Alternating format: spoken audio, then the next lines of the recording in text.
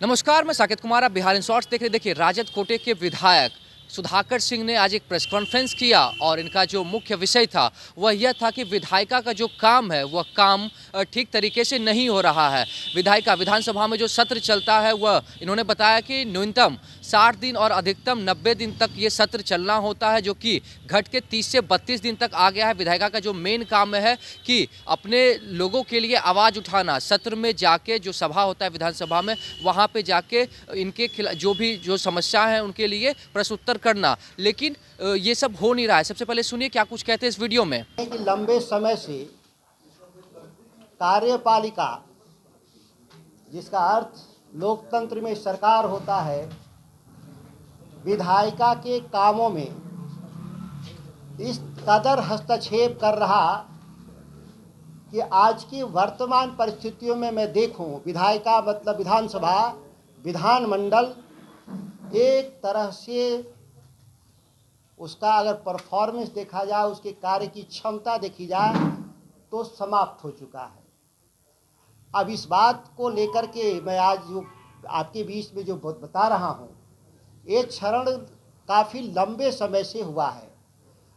देश की आज़ादी के बाद 3 और 4 एक तरह से कह सकते हैं कि चौथी विधानसभा तक बिहार विधानसभा विधायिका एक तरह से बहुत अच्छे तरीके से काम कर रही थी।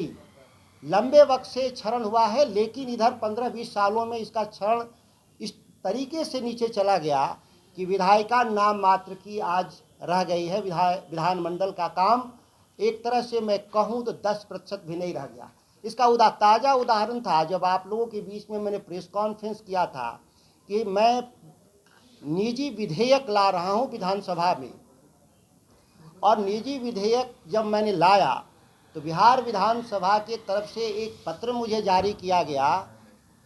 चूँकि यह सत्र बहुत ही छोटा है और गैर सरकारी विधेयकों के लिए अलग से कोई दिन निश्चित नहीं किया गया है, इसीलिए विधेयक पर आपकी चर्चा नहीं होगी।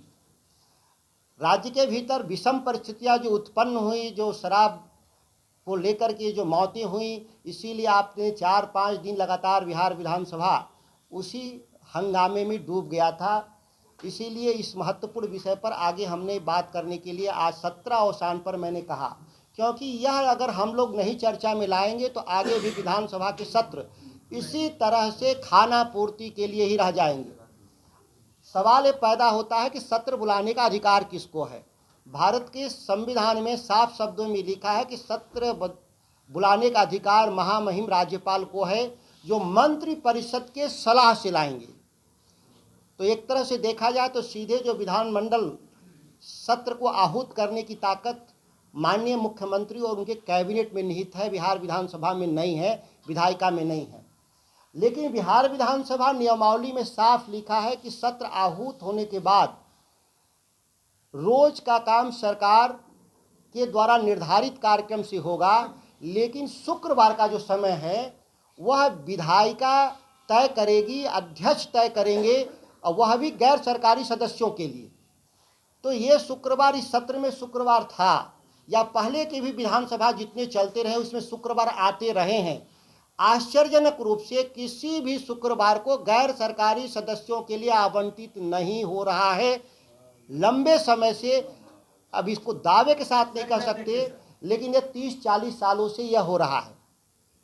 दुर्भाग्य से सत्र की अवधि भी छोटी हो जा रही। 2002 में संसदीय प्रणाली के, भारत के संविधान के दायरे में संसदीय प्रणाली के दक्षता को लेकर एक भारत सरकार ने कमेटी बनाया था, और उस कमेटी ने सुझाव दिया था कि कम से कम 60 दिन सत्र आयोजित होना चाहिए, अधिक से अधिक 90 दिन। लेकिन जब हम देख रहे हैं इधर पिछले 3 कार्यकाल से जो बिहार विधानसभा में, तो ये कार्यकाल में हमारे जो सत्र जो आयोजित हुए हैं वो मात्र सत्र आयोजित हुए हैं 24 दिन, 37 दिन और 32 दिन। एक तरह से कहा जाए कि आधे से भी कम सत्र आयोजित किए जा रहे हैं। दुष्परिणाम क्या रहा है कि बिहार की जनता जिन विधायकों को चुन करके इस राज्य की जो जनता है, गरीब जनता, बेसहारा लोग, दलित लोग, किसान लोग, छात्र, जो भी समुदाय अपने जनप्रतिनिधियों को बिहार विधानसभा में बोलने के अधिकार को दे करके भेजा जा रहा है, आज कार्यपालिका के द्वारा, सरकार के द्वारा विधायकों की बात को दबाई जा रही है। मैं इस बात की चर्चा करने के लिए आपके बीच में हूँ। आपने देखा होगा सत्र के दौरान बहुत सारे जो आप विधानसभा को कवर किए होंगे कि सरकार के मुखिया सवालों पर विधायकों को, विधायिका के सदस्यों को खुलेआम धमकी दिया। आपने बहुत सारा चलाया भी था, किस तरह से बर्बाद करने की धमकी मुख्यमंत्री विधायिका के सदस्यों को दे रहे थे। सवाल सत्ता पक्ष और विपक्ष का नहीं है। विधायक दल के बैठकों में भी मुख्यमंत्री से सवाल करने पर वह धमकी जैसी भाषा का इस्तेमाल कर रहे हैं। यह एक तरह से लोकशाही कमज़ोर हो रही है और आपातकाल की तरफ बिहार को आगे बढ़ाने का प्रयास माननीय मुख्यमंत्री जी के द्वारा किया जा रहा है। यहाँ तक कि बिहार विधानसभा के भीतर जो विधायक सत्ता पक्ष के हों या विपक्ष के जो सवाल करते हैं, सरकार जवाब देने से मुकरने के लिए उसको तारांकित सवाल को अतारांकित में बदलने का काम लगातार करती है। ठीक वैसे ही जैसे कमज़ोर विद्यार्थी परीक्षा में विफल होने के डर से सवाल को आउट ऑफ सिलेबस कहने का प्रयास करता है। जब भी फेल होता है विद्यार्थी, आप यहाँ विद्यार्थी कौन है, आप समझ रहे हैं कि बिहार विधानसभा में सरकार विद्यार्थी है, तो वो आउट ऑफ सिलेबस करके हमारे सवालों से बचने का प्रयास कर रही है। लंबे समय से हो रहा है। ये तत्काल में ये सीमाएं पार कर रहे हैं सरकार के बैठे हुए लोग। दूसरा जो सबसे ताकतवर जो विधायकों को अधिकार मिला है वो है संसदीय कमेटी। विधानसभा की जो कमेटियों की बैठकें नहीं होती हैं, नाम मात्र की होती हैं, खाना पूर्ति के लिए होती हैं, यहाँ तक कि बैठकों के कोई भी प्रोसीडिंग नहीं तैयार किए जाते।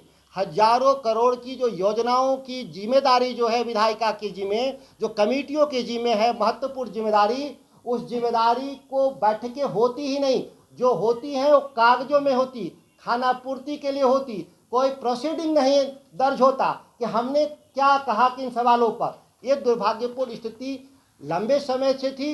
यह ढलान जिसको हम छीजन बोलते हैं, यह तेज हुआ है इधर के समयों में।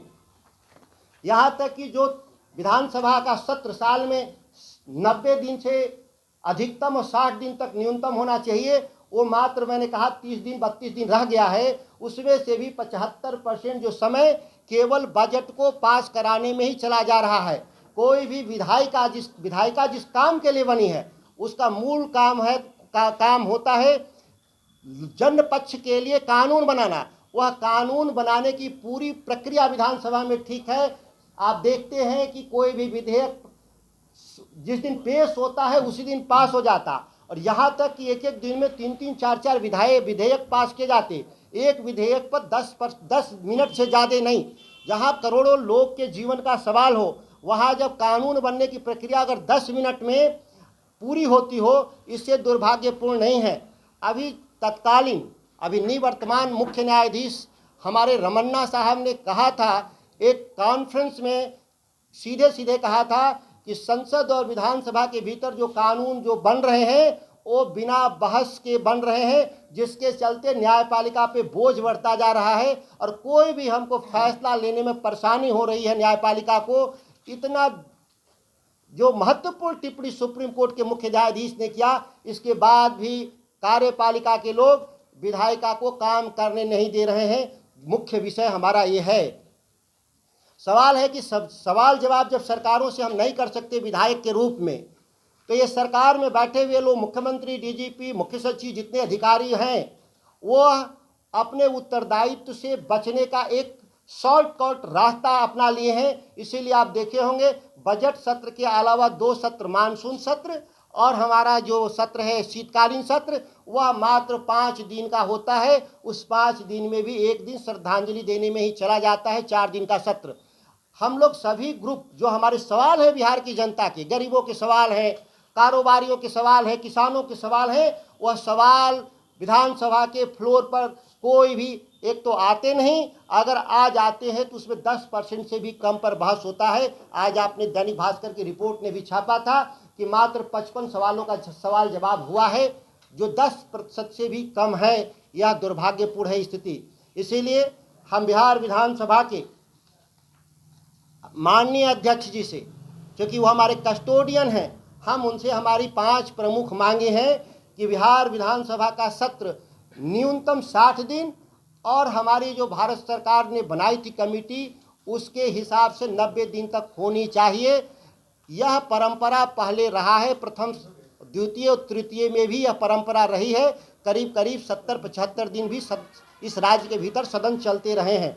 दूसरा, यह हमारी सबसे प्रमुख मांग है कि हम जो सवाल करते हैं बिहार विधानसभा में, उस विधानसभा में कार्यपालिका और सरकार के द्वारा अगर सही उत्तर नहीं है तो इसकी समीक्षा के लिए, दंडित करने के लिए कंसर्न कमेटी को जाना चाहिए समयबद्ध तरीके से, और निष्पादन होना चाहिए कि जो बिहार की जनता से झूठ बोलेगा उसको दंड का प्रावधान होना चाहिए। यह मेरी दूसरी मांग है। तीसरी हमारी मांग है कि कमेटियों की जो बैठक है, जो संसदीय प्रणाली में जो सबसे ताकतवर संस्थाएं मानी जाती हैं, जो सरकारी विभागों पे नियंत्रण रखते हैं, उनके खर्च को लेकर, उनके कामकाज को लेकर, पारदर्शिता को लेकर, उनकी बैठकें सही समय पर प्रोसीडिंग के साथ बनाई जा, खाना पूर्ति के लिए बैठकें नहीं की जाए। यह तीसरी मेरी मांग है।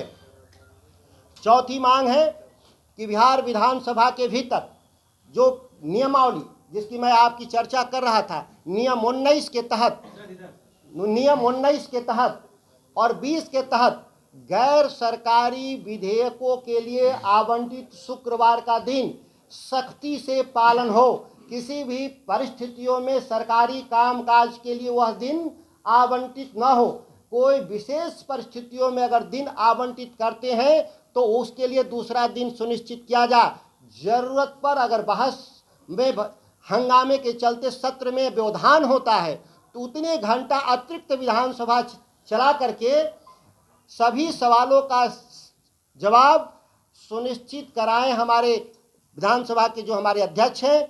और इसके लिए, और ये हम इसलिए ये आपको ये लगभग मैं कह रहा हूँ कि जो ये मेरा सवाल है शायद आज़ादी के बाद बिहार विधानसभा में पहली बार है, इसीलिए और आपके मन में जहन में कि 70-75 सालों के बाद विधायिका के कार्यकुशलता पर मैं प्रेस कॉन्फ्रेंस कर रहा हूं, तो इसकी क्या ज़रूरत पड़ी। अगर कोई आपके मन में सवाल हो तो इस सवाल को हमसे जानकारी हासिल कर सकते। तो आपने सुना, सुधाकर सिंह ने जमकर नीतीश कुमार के ऊपर, सरकार के ऊपर हमला बोला। इन्होंने कहा है कि विधायिका का जो काम है वो काम हो नहीं रहा है, सिर्फ खाना पूर्ति के लिए सत्र चलाया जा रहा है। इस शीतकालीन सत्र जो चल रहा था वो बस खाना पूर्ति के लिए चला था। विधानसभा का सत्र जितना चलना चाहिए, उन्होंने नियमावली दिखाते हुए कहा कि सत्र जो चलना चाहिए वो सत्र सही तरीके से नहीं चला है, सिर्फ खाना पूर्ति के लिए सत्र को चलाया जा रहा है। साथ ही साथ इन्होंने यह भी पता कि विधायिका का जो काम है वो काम भी ठीक तरीके से नहीं हो रहा है। तो क्या कुछ कह रहे थे सुधाकर सिंह, इस वीडियो में आपने सुना। इस तरह की तमाम खबरों को देखने के लिए हमारे चैनल को सब्सक्राइब करें, फेसबुक पेज को लाइक करें। धन्यवाद।